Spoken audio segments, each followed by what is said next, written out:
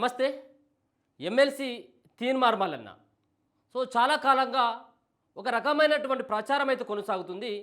ముఖ్యంగా తీన్మార్ మల్లన్న యొక్క ప్రస్థానం ఎటువైపు ఉండబోతా ఉంది, ఆయన ఏం చేయబోతా ఉన్నాడు, ఆయన పార్టీలకు వెళ్ళి సస్పెండ్ అయిన తర్వాత ఆయన నిర్ణయాలు ఏ విధంగా ఉండబోతున్నాయి అన్నటువంటి దానిపైన కొన్ని రోజులుగా ఒక విపరీతమైనటువంటి చర్చ నడిచింది. మరి కాంగ్రెస్ పార్టీలో సస్పెండ్ అయిన తర్వాత కాంగ్రెస్ పార్టీ నుంచి గెలిచినటువంటి ఎమ్మెల్సీ పదవికి ఆయన రాజీనామా చేసి బయటికి వస్తాడు, దాని తర్వాత మళ్ళీ ఇండిపెండెంట్గా పోటీ చేస్తాడు, లేకపోయినట్టయితే ఉంటే ఆయన కొత్త పార్టీ పెట్టేటువంటి అవకాశం ఉంటుంది అని చెప్పేసి మరో పక్కన వాదన. ఆయన బీఆర్ఎస్లోకి పోతాడు కావచ్చు, అందుకోసమని కాంగ్రెస్ పార్టీ పైన విమర్శలు చేస్తూ ఉన్నాడు, లేకపోతే ఉంటే బీజేపీ పార్టీలోకి అంటే వదిలిపెట్టినటువంటి పార్టీలోకి మళ్ళీ వెళ్తాడు అన్నటువంటి రకరకాలైనటువంటి వార్తలు ప్రచారం కొనసాగినాయి.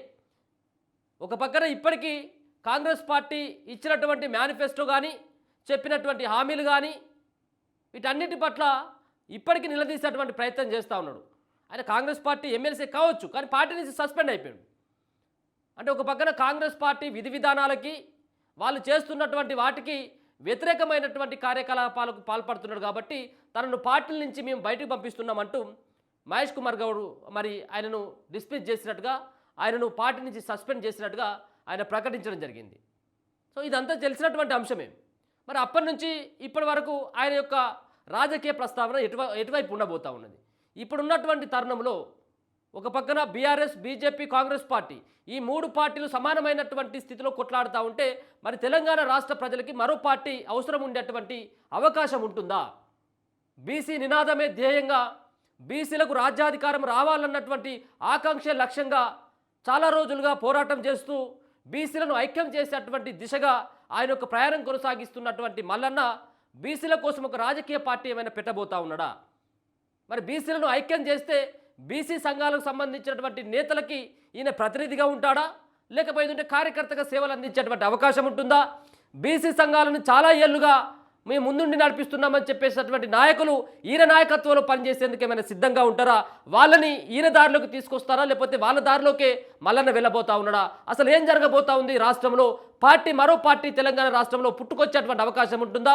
కల్వకుంట్ల కవిత రూపంలో బీసీలకు సంబంధించినటువంటి న్యాయాన్ని, బీసీలకు రాజకీయంగా న్యాయం చేసేటువంటి పార్టీ మాది ఉంటుంది అని చెప్పేసి అన్నటువంటి స్లోగన్ పైన కవిత బీసీ నినాదం పైన పునాదులు వేసుకొని పార్టీని ఏర్పాటు చేయాలన్నటువంటి భావనతో ఉన్నటువంటి కల్వకుంట్ల కవితకు చెక్ పెట్టాలంటే ముందుగా బీసీల కోసం ఒక రాజకీయ పార్టీని స్థాపించాలన్నటువంటి ప్రయత్నం బలంగా కొనసాగుతూ ఉన్నది.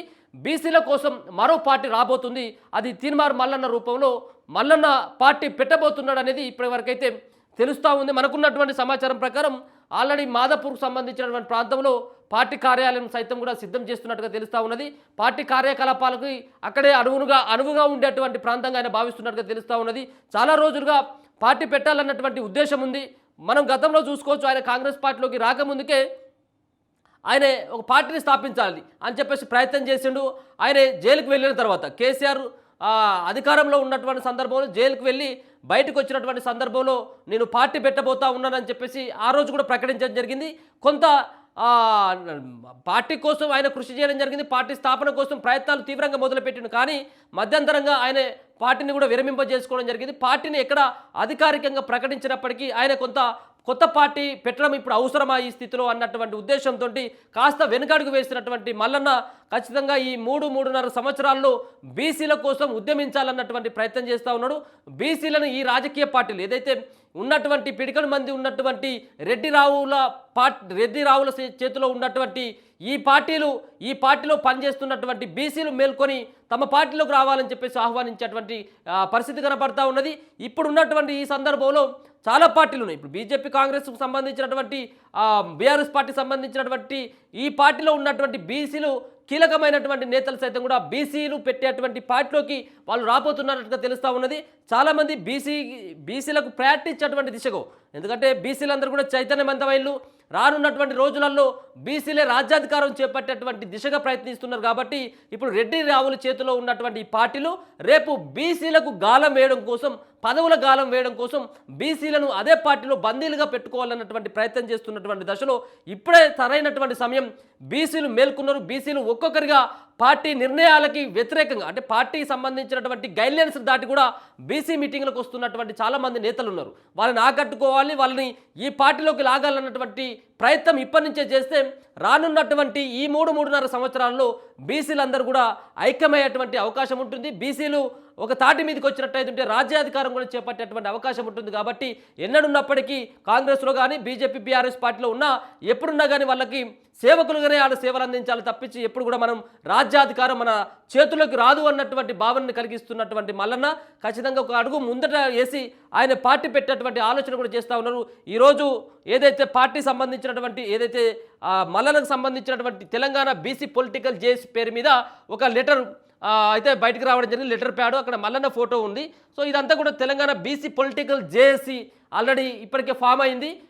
బీసీ సంబంధించినటువంటి పొలిటికల్ జేఏసీ ఆధ్వర్యంలో నిన్న కవిత మాట్లాడినటువంటి మాటలను ఉద్దేశిస్తూ ముఖ్యంగా తెలంగాణ జాతిపిత కేసీఆర్ అని చెప్పేసి మాట్లాడినటువంటి వ్యాఖ్యలకు నిరసనగా వాళ్ళందరూ కూడా ఐక్యం కావడం జరిగింది. తెలంగాణ జాతిపిత కేసీఆర్ ఎట్లయితాడు, ప్రొఫెసర్ జయశంకర్ సార్ అవుతాడు తప్పించి మరి ఆయన ఎట్లయితాడంటూ ఈ లేఖలో పేర్కొనడం జరిగింది. ఏమంటే క్షమాపణ కూడా చెప్పాలి, ఆ వ్యాఖ్యలని కవిత ఉపసంహరించుకోవాలని చెప్పేసి ఇక్కడ తెలంగాణ బీసీ పొలిటికల్ జేఏసీ నుంచి ఈ సంబంధించినటువంటి ఉత్తరం కూడా బయటికి రావడం జరిగింది. దీంట్లో ప్రధానంగా కూడా ఇక్కడ సంతకాలు కూడా కనబడతా ఉన్నాయి. సిహెచ్ నవీన్ కుమార్ అంటే తీన్మార్ మల్లన్నకు సంబంధించినటువంటి సైన్ కూడా కనబడతా ఉంది. లెటర్ ప్యాడ్లు సిద్ధమైపోయినాయి, ఆఫీస్ కూడా సిద్ధం అవుతున్నట్టుగా తెలుస్తూ ఉన్నది. మరి అతి త్వరలో బీసీల కోసం ఒక పార్టీ ఏర్పడేటువంటి అవకాశం ఉంటుంది. కొత్త పార్టీ ఏర్పాటు దిశగా మల్లన్న కసరత్తులు చేస్తూ ఉన్నాడు. ఇంకో ఏ పార్టీలో కూడా ఆల్రెడీ ఇప్పటికే బీజేపీలో ఆల్రెడీ ఆయన పోయొచ్చిండు. మరో పక్కన ఇప్పటికే కాంగ్రెస్ నుంచి సస్పెండింగ్ గురైంది. ఉన్నటువంటి బీఆర్ఎస్ పార్టీలోకి వెళ్ళేటువంటి అవకాశం అయితే లేదు. కాబట్టి ఆయనకు ఉన్నటువంటి ఆప్షన్ రేపు రానున్నటువంటి రోజులలో ముఖ్యంగా బీసీలను చైతన్యపరచాలి, బీసీలకి రాజ్యాధికారం దక్కాలి. కాబట్టి ఇప్పటి నుంచే బీసీల కోసం ఒక యుద్ధం మొదలు పెట్టాలి. ప్రతి గ్రామంలో ప్రతి నియోజకవర్గంలో తిరగాలంటే ఈ 3.5 సంవత్సరాల్లో బీసీల కోసం ఒక పార్టీ రూపంలో కనుక జనాల్లోకి వెళ్ళినట్టయితే మాత్రమే మన రాజ్యాధికారం సాధించవచ్చు అన్నటువంటి ఒక ఉద్దేశంతో మరి ప్రతి గ్రామంలో మరి సంబంధించినటువంటి ఈ జేఏసీలు ఫామ్ చేయడంతో పాటు ఒక పార్టీని ఏర్పాటు చేసినట్టయితే దీనికి తదుపరి కార్యాచరణ ఏ విధంగా ఉండాలన్నటువంటి దానిపైన మరి మాట్లాడేటువంటి అవకాశం ఉంటుంది. ఇంకో పక్కన చాలామంది చెప్తా ఉన్నారు, బీసీలకు సంబంధించినటువంటి చాలా ఏళ్ళుగా పోరాటం చేస్తున్నటువంటి వ్యక్తులు చాలామంది చెప్తా ఉన్నారు బీసీల కోసం ఒక పార్టీ కావాలంటూ. ఒక పక్కన వాళ్ళు చెప్తా ఉన్నారు, ఈయన కూడా ఆ విధంగానే అడుగులు వేస్తూ ఉన్నాడు. కాబట్టి అందరి ఆధ్వర్యంలోనే అంటే కేవలం ఒక మల్లన్న తీసుకున్నటువంటి నిర్ణయం ఒకటి కాదు, మల్లన్నతో పాటు మల్లన్న చాలామంది బీసీ సంబంధించినటువంటి నాయకులతో వివిధ పార్టీలో ఉన్నటువంటి నాయకులతో కూడా మాట్లాడుతున్నట్టుగా తెలుస్తూ ఉంది. ఇంటర్నల్గా పార్టీ పెడదాం, పార్టీలోకి రావాలి, పార్టీని వదిలేసేందుకు ఆల్రెడీ నేను పార్టీ సంబంధించినటువంటి ఇచ్చినటువంటి హామీలపైన నెరవేర్చలేకపోతే నేను విభేదించి నేను బయటకు వచ్చేటువంటి సాహసం చేసిన మీరు కూడా ఆ పార్టీని పట్టుకొని ఎన్ని రోజులు ఉంటారు, పార్టీలో ఎన్ని ఉన్నప్పుడు కూడా ఇదే సంబంధించిన ఎమ్మెల్యే వరకు మాత్రమే ఫుల్ స్టాప్ పడుతూ ఉంది. రేపు రాజ్యాధికారం బీసీలకు రావాలి, బీసీలకు అన్యాయం జరుగుతూ ఉన్నది. ముఖ్యంగా ఇంతమంది ఉన్నప్పుడు కూడా దాదాపుగా 60-70% బీసీ జనాభా ఉంటే కేవలం 10% లేనటువంటి అగ్రకులాల చేతిలో రాజ్యం ఏ విధంగా ఉంటుందంటూ ఆ నేతలను సైతం కూడా కలుపుకుపోయేటువంటి ప్రయత్నం వాళ్ళని హితోపదేశం చేసేటువంటి ప్రయత్నం చేస్తూ ఉన్నాడు. చూడాలి మరి రానున్నటువంటి అతి కొద్ది రోజుల్లో బీసీల కోసం ఒక పార్టీ ఏర్పడేటువంటి అవకాశం అయితే స్పష్టంగా కనబడతా ఉంది. చూస్తూనే ఉండండి మన తొలి వెలుగు.